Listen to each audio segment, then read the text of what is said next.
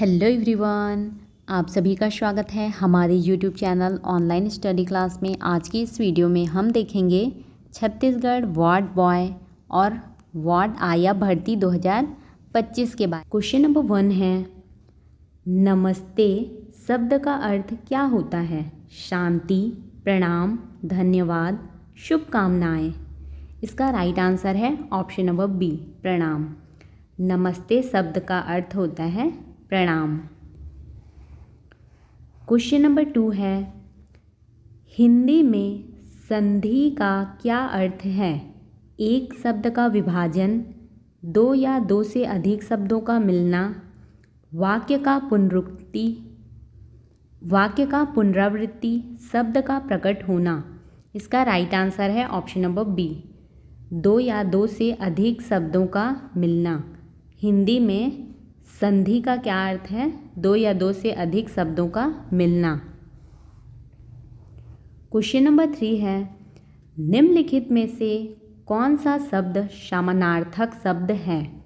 शिक्षक, अध्यापक, हाथी, घोड़ा, पुस्तक, कागज, फूल, पत्तियाँ। इसका राइट आंसर है ऑप्शन नंबर ए, शिक्षक, अध्यापक। निम्नलिखित में से कौन सा शब्द समानार्थक है? शिक्षक, अध्यापक। क्वेश्चन नंबर 4 है, बच्चों की शिक्षा पर कौन सा लेख प्रसिद्ध है?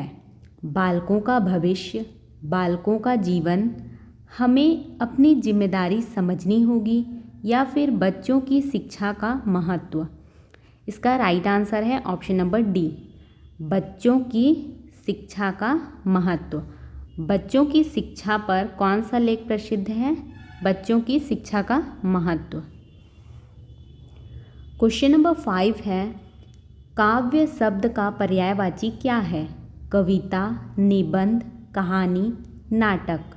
इसका राइट आंसर है ऑप्शन नंबर ए, कविता। काव्य शब्द का पर्यायवाची क्या है? कविता। क्वेश्चन नंबर 6 है, हिंदी की सबसे पहली व्याकरण पुस्तक का नाम क्या था? हिंदी व्याकरण, हिंदी शब्दावली, संस्कृत व्याकरण, हिंदी की पहली ग्रंथ। इसका राइट आंसर है ऑप्शन नंबर ए, हिंदी व्याकरण। हिंदी की सबसे पहली व्याकरण पुस्तक का नाम क्या था? हिंदी व्याकरण। क्वेश्चन नंबर 7 है, कवि किसे कहा जाता है? जो कहानी लिखे, जो गीत गाए, जो कविता लिखे, या फिर जो चित्र बनाए। इसका राइट आंसर है ऑप्शन नंबर सी, जो कविता लिखे उसे कवि कहते हैं। क्वेश्चन नंबर 8 है, सभी शब्द का विपरीतार्थक क्या है? कोई नहीं, कुछ, सब, ना, कुछ।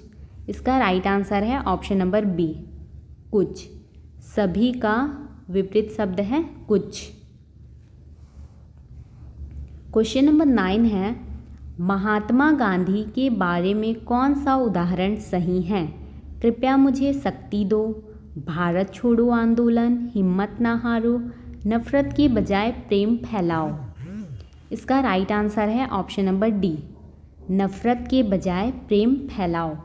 महात्मा गांधी के बारे में कौन सा उदाहरण सही है? नफरत के बजाय प्रेम फैलाओ। क्वेश्चन नंबर 10 है, चित्र काव्य शब्द का अर्थ क्या है? शब्दों द्वारा चित्रित दृश्य, छाया चित्र, रंगीन चित्र, कला और कविता का संगम। इसका राइट आंसर है ऑप्शन नंबर ए, शब्दों द्वारा चित्रित दृश्य। चित्र काव्य शब्द का अर्थ क्या है? शब्दों द्वारा चित्रित दृश्य। क्वेश्चन नंबर 11 है, किस लेखक ने हिमालय को लेकर कविता लिखी है? सुमित्रा नंदन पंत, महादेवी वर्मा, सूर्यकांत त्रिपाठी निराला, रामधारी सिंह दिनकर। इसका राइट आंसर है ऑप्शन नंबर ए, सुमित्रा नंदन पंत। किस लेखक ने हिमालय को लेकर कविता लिखी है? सुमित्रा नंदन पंत।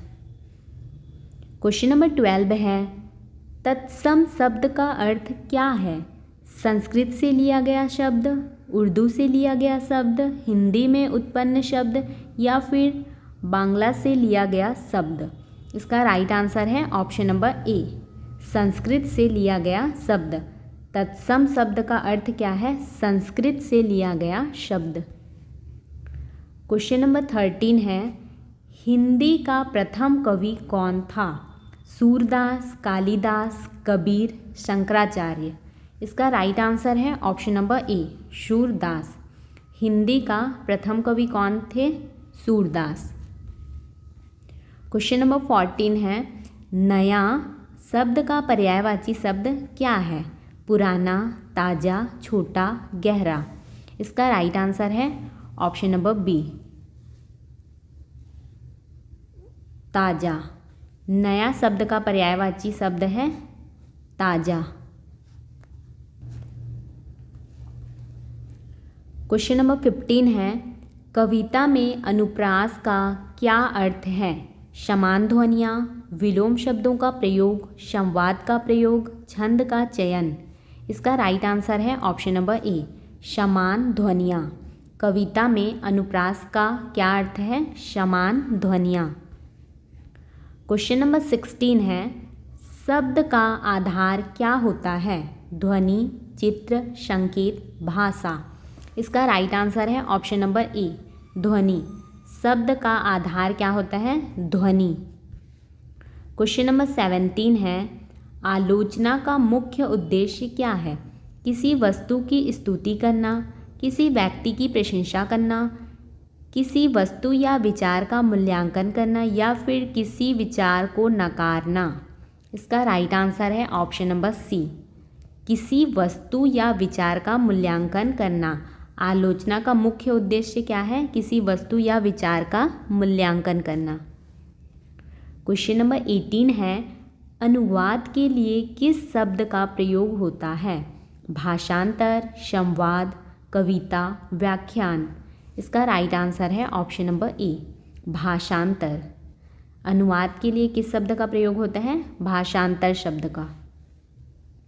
क्वेश्चन नंबर 19 है, हिंदी के पहले काव्य का नाम क्या है? रामायण, महाभारत, श्रीमद् भागवत गीता, ऋग्वेद? इसका राइट आंसर है option number A, Ramayana. Hindi के पहले काव्य का नाम क्या है? रामायण।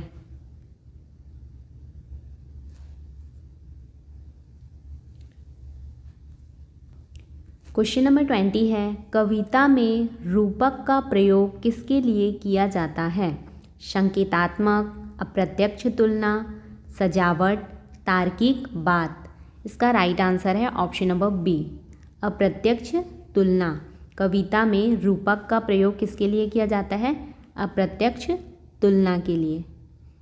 क्वेश्चन नंबर 21 है, हिंदी साहित्य का प्रमुख साहित्यिक रूप कौन सा है?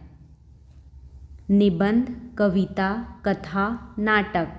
इसका राइट आंसर है ऑप्शन नंबर बी, कविता।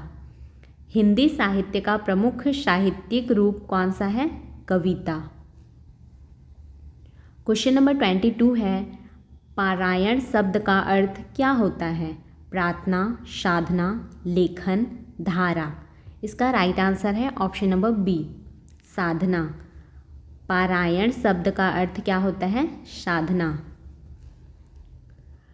क्वेश्चन नंबर 23 है, शब्द के किस रूप से भाषा की संरचना होती है? शब्दार्थ, वाक्य, संज्ञा, विशेषण? इसका राइट आंसर है ऑप्शन नंबर बी, वाक्य। शब्द के किस रूप से भाषा की संरचना होती है? वाक्य से। क्वेश्चन नंबर 24 है, साहित्य की परिभाषा किसने दी थी?